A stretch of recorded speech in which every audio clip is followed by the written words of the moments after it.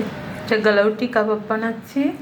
এই চিকেন কিমা এনে পেস্ট বানিয়েছি মিক্সিতে, ঠিক আছে। এটা হচ্ছে খোসা শুদ্ধ পেঁপের পেস্ট,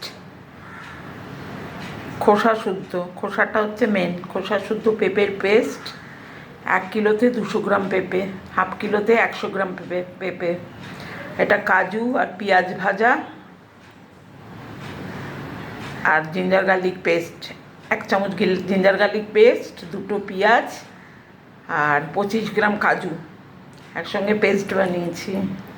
এটা ধনের গুঁড়ো, এটা লাল লঙ্কা, এটা রেড চিলি, এটা হচ্ছে গরম মশলা পাউডার আর নুন দিয়েছি। দিয়ে পেঁয়াজ ভাজার তেলটা দিয়ে দিচ্ছি,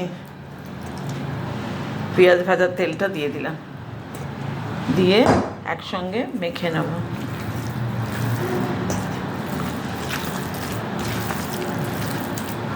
এক কিলো চিকেন কিমা, তাকে এরকম পেস্ট বানিয়ে নিয়েছি পুরো।